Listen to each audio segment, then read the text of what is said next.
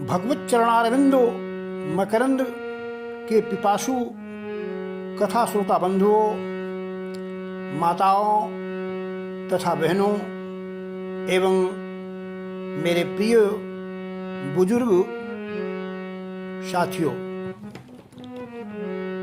आज के कथा के प्रसंग में मैं आप सभी लोगों को आत्मा के संदर्भ में, जीवात्मा के संदर्भ में बताऊंगा कि इसके लिए इसको किस प्रकार से हमारे शास्त्रकारों ने, धर्मशास्त्र के व्यवस्थाकारों ने कितना और किस प्रकार से इसके महात्म्य का वर्णन किया है। मित्रों, ये आत्मा जीवात्मा के नाम से जानी जाती है। इसे सूक्ष्म शरीर के नाम से भी जाना जाता है। इसे सूक्ष्म इसलिए कहते हैं क्योंकि इस आत्मा को हम सभी अपने इन भौतिक चक्षुओं से, नेत्रों से देख नहीं सकते हैं। सांख्य दर्शन में इसे 13 तत्वों के द्वारा निर्मित बताया गया है। ये 13 तत्व हैं: महत, अहंकार, 5 ज्ञानेंद्रियां, 5 तन्मात्र और मन। इन्हीं 13 तत्वों के कारण से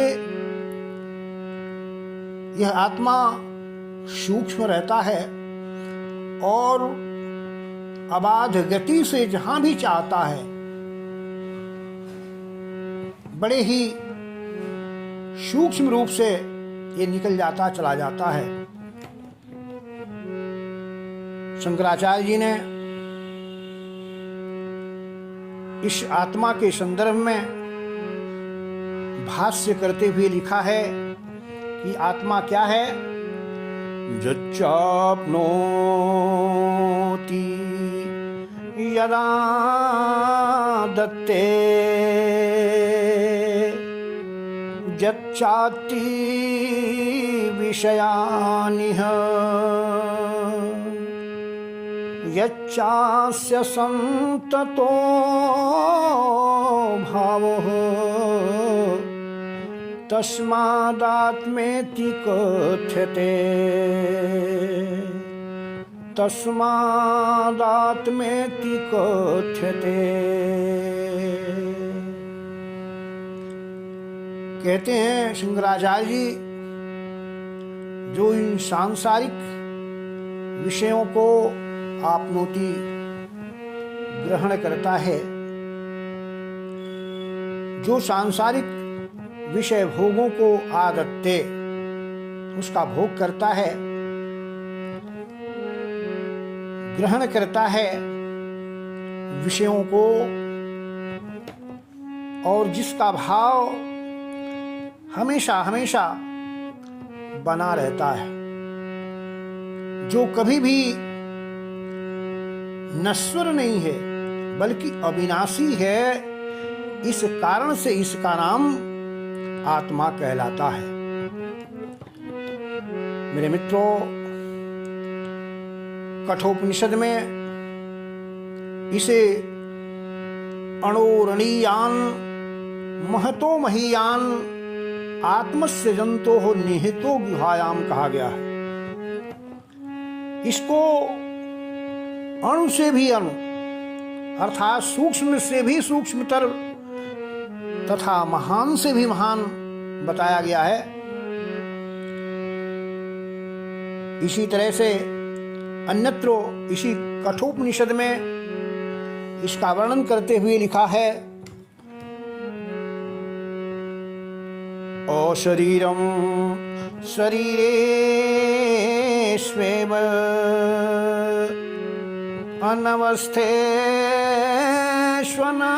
अनवस्थेष्वनावस्थितं महान्तं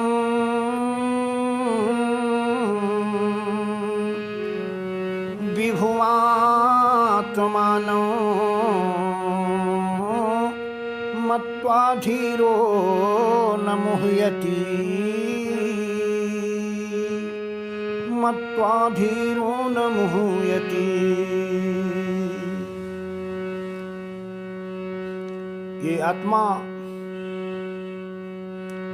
यद्यपि अशरीरी है, लेकिन शरीरधारियों में यह अवस्थित रहता है, विद्यमान रहता है, विद्यमान होता है।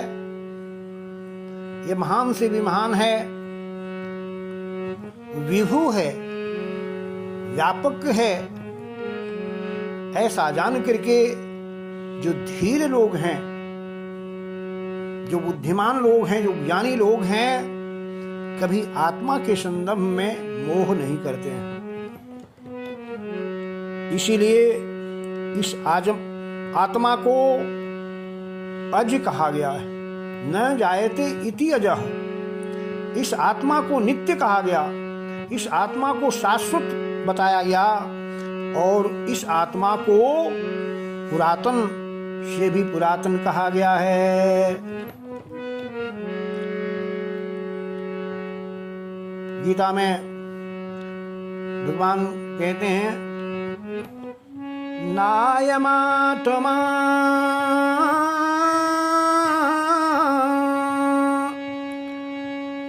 प्रवचनेन लभ्यो न मेधया न बहुना श्रुतेन। कठोर उपनिषद काल लिखते हैं, अजो नित्यः शाश्वतोऽयं पुराणो न हन्यते हन्यमाने शरीरे। इस आत्मा को प्रवचन के द्वारा, बड़े बड़े प्रवचनों के द्वारा प्राप्त नहीं किया जा सकता। कोई बड़ा मेधावी है, वो भी अपने मेधा से इसको प्राप्त नहीं कर सकता। कहते हैं कि बहुत से श्रुतियों का अध्ययन करने के बावजूद भी इस आत्मा को जाना नहीं जा सकता है, क्योंकि ये महानतम, ये अज है, नित्य है, शाश्वत है और पुरातन है। नो हन्यते हन्यमाने शरीरे। आत्मा शरीर के मारे जाने के बावजूद भी, मरने के बावजूद भी, विनष्ट होने के बावजूद भी आत्मा कभी विनष्ट नहीं होता है। इसी बात को गीता में भी भगवान श्री कृष्ण ने अर्जुन को उपदेश देते हुए कहा है, न जायते म्रियते वा कदाचिन् नायं कुतश्चित् बभूव कच्चित्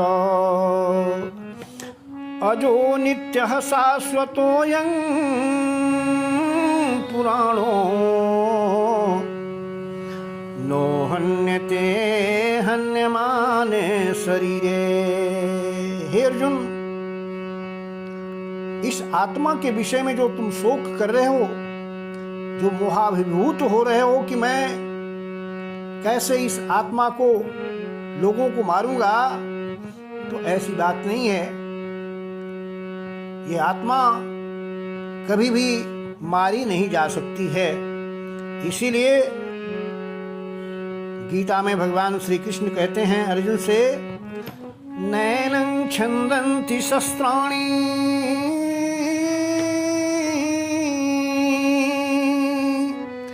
नैनं दहति पावकः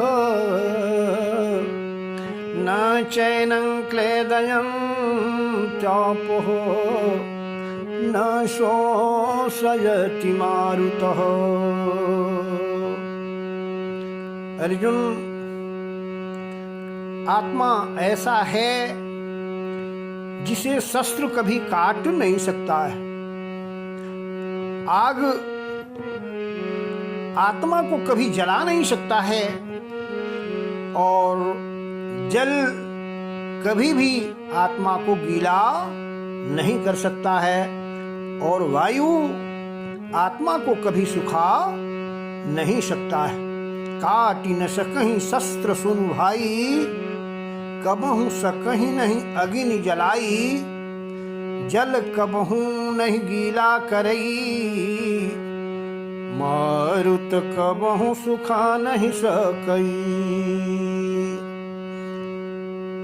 वायु कभी इसे सुखा नहीं सकता। इस प्रकार से श्वेता शतरोपनिषद में भी कहा गया कि नवद्वारे पूरे देही हंसो लोलायते वही। ये नवद्वार वाले शरीर में, हम सभी मनुष्यों के शरीर में ये जो हंस है या देही जो है वो विद्यमान रहता है। और जिस प्रकार से वस्त्र के पुराने हो जाने पर कहते हैं कि हम सभी लोग उस वस्त्र को छोड़ देते हैं, त्याग देते हैं, ऐसे जीवात्मा भी पुराने देह को छोड़ करके नए देह को धारण कर लेती है।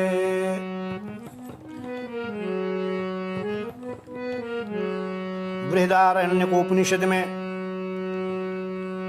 श्रवण मनन निध्यासन के द्वारा इस आत्मा को जानने के लिए बताया गया है कि अगर आत्मा को जानना है तो हमें आपको आत्मा वारे द्रष्टव्यो श्रोतव्यो मंतव्यो निदिध्यासितव्यश्च।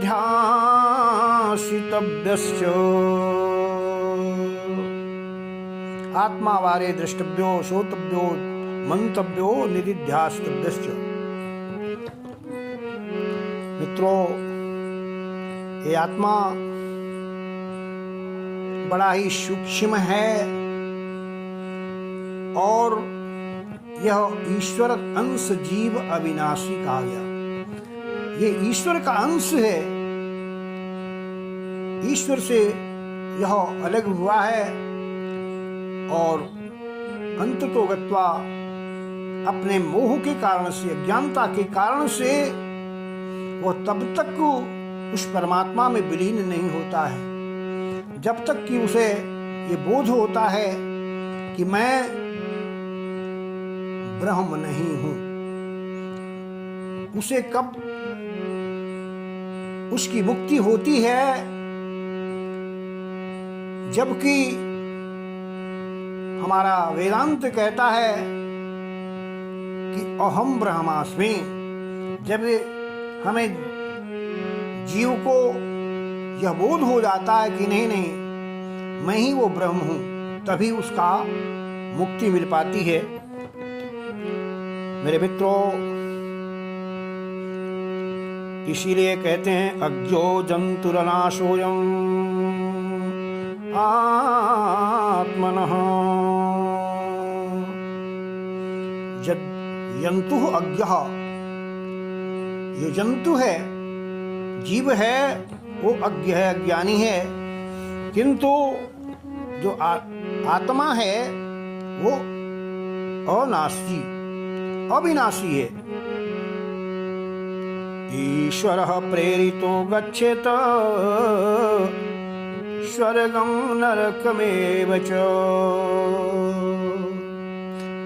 ईश्वर प्रेरित, जब कभी ईश्वर की किसी के ऊपर अनुकंपा होती है, दया होती है, तभी जीव मुक्ति को प्राप्त कर पाता है। अन्यथा वह इस संसार में अज्ञानता के कारण से, माया मोह के कारण से इसी संसार में बारंबार भव सिंधु में विचरण करता रहता है, जन्म लेता है मरता है, जन्म लेता है मरता है।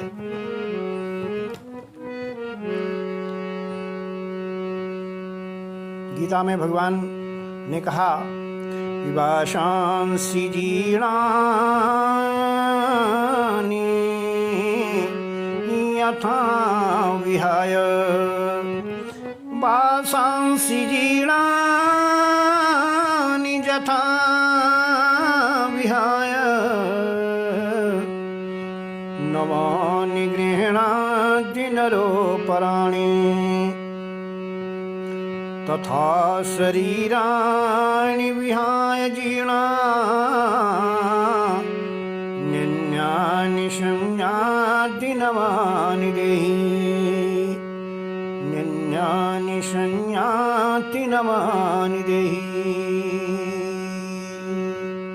जिस प्रकार से मनुष्यों जीर्ण शीर्ण वस्तुओं को त्याग करके नए वस्त्रों को ग्रहण करता है, ठीक ऐसे ही आत्मा भी कहते हैं कि पुराने शरीर को त्याग करके, पुराने देह को त्याग करके नई देह को धारण करती रहती है।